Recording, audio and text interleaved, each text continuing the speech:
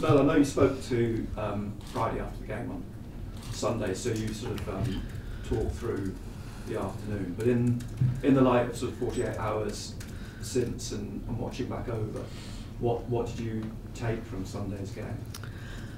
I think it's always, on reflection, instantly after a game, it's always really easy to be really critical. And I think on reflection, I think there were some really good things came out of the game for us, especially in the first half, in terms of the way we asked the girls to play. In possession, I thought that they found pockets of space really well, playing against a different formation. Obviously, that Southampton played, there was going to be different areas of the grass that we needed to occupy. And I thought we got into some really good areas and created some really good chances in the first half, and we have to put them chances in the back of the net. We have to go in at half-time 2-0 up, which again then gives you a different type of challenge in the second half. But second half, I thought we weren't as good. I think Southampton obviously came out a better team and give it a real good go. And we again, it's our throw-in. We've lost the ball on a throw-in. They've switched the play and it's a quick transition, and then they've scored and punished win. We tried to react. I thought we had a little bit of a, we went up a gear again and had another good chance through Liz. We changed formation to try and push as well, and ultimately they've scored right at the death just to put the nail in the coffin for her. But there was lots of positives, and we haven't lost 3 points because of it. So it's a bit of a wake-up call for the squad to make sure that they're ready for the weekend. I know you said beforehand it was a free hit for you in one sense. It's disappointing to go out. And I guess it's an opportunity to look at your team on the sort of comeback after the winter break. That's what we talked about last week, the sort of second half of the season. Yeah, we've got a big squad, and I've said to them there's competition for places. We have to find ways to win. It might be different people play in different games, and it might be different people come on to give a little bit of a push, and ultimately that's my job to find the winning formula. And we've got a good competitive squad, and we want to maintain standards and have a real good go in the league. Said last week you'd already played Southampton in the league in the season. Did you get a sense that they have in any way changed from the way that they played earlier in the season, or is it just the fact that they've just got their momentum now and in their stride?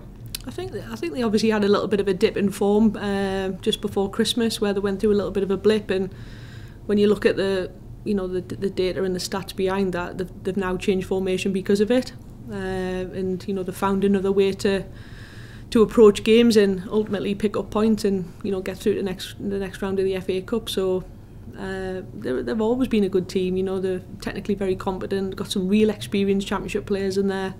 Katie Wilkinson, a Golden Boot winner previously. They're good players, and I think every team's got them, and we can't underestimate anyone in this division.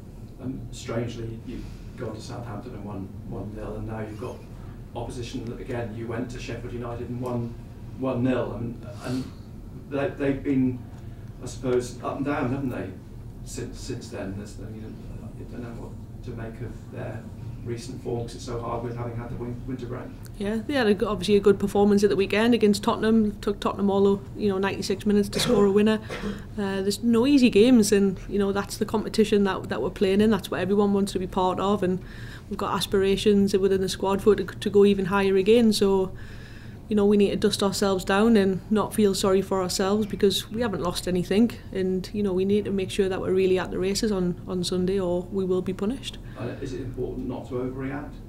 I think so. I think you can't get too carried away when you win, and you can't get too upset when you lose. You have to have that steady state, and the squad have trained really well yesterday, and we've got another couple of sessions before we go into the weekend, so we just need to get across to them what we want them to do, and what we want them to carry out on Sunday, and hopefully they can get more over the line and get some points on the board. And does it feel good to be back in the routine, if you like? Yeah, and hopefully now that we've got some momentum, we can get a win under our belt and really kick on. You mentioned about the Southampton game and got to take your chances, and it felt a bit similar to the Birmingham game before Christmas, where actually it doesn't feel like the performance levels change all that much. It's just about what boxes, but I suppose that's the hardest thing to fix. So how have you tried to go about doing that? Yeah, I think you can do it in different ways. You can do it by having some conversations with the players. You can watch through clips and show them moments where they have found the back of the net and try and find some differences. Is it a technical issue? Is it a technique? Is it a composure in front of goal? Are we hitting the wrong areas? Can we take our shots earlier rather than taking the extra touch so the goalkeeper's set?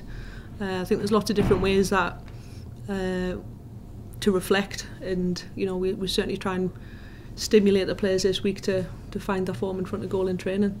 I suppose the big thing is obviously because you haven't played league football for so long, it's easy to forget that you're still right up there. There's still 2-3 points between 5 or 6 teams. So the message just kind of to reset, and it's still all to play for, isn't it? And you have that focus now in terms of the league as well. Absolutely, and I think that's what the players have to remember. And you put the league table up on the board, and yes, we're still up there. We've not played in the league yet this season and this year, and we certainly don't want to go on a slump. If we're well aware that that's 2 on the bounce now that we've well lost, and we now need to use that as a springboard to make sure we continue to remain competitive in the division.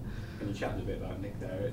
At what point do you start considering freshening it up a little bit and personnel balancing against the fact that, as you say, the performance levels are still pretty good, and obviously that stability's worked really well for you this season? Yeah, I think you've got to find the balance. It's a difficult question to answer because training's totally different to a game.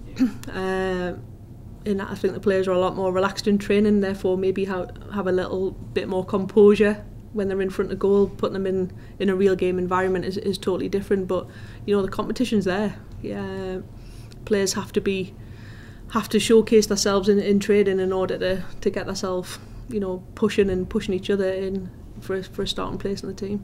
Just last week, I'm conscious you won't give much of an injury wise. Obviously Grace was missing last weekend. Is that a serious issue, or you hope she'll be back involved? She should be back. Grace went down with tonsillitis on Thursday last week, so she's on antibiotics. She's not back in yet, but pretty confident she'll be in the squad on Sunday. Standard general question for me. Any change since you spoke last week? Not for me. I keep saying, I would like to, you're asking us questions about finding the back of the net. I would like to bring someone in to provide that competition for the squad, but again, ultimately, we just have to wait and see what happens. Thank you very much. Is there still a feeling that you can achieve something special with the squad this season? I think so. I think you have to kind of reflect not just on the last 2 games, but on the half of the season that we've had, and comparing it to where we were last season, we're in a totally different place. The squad have done really well in terms of getting us in a really competitive position in the league, and I think a lot of heads were turned in terms of the season that we've had, and people are now going, oh, they're a good team, Sunderland are up there, and that's something that the job's not only half done. We need to continue the standard and make sure we're up there come the end of the season.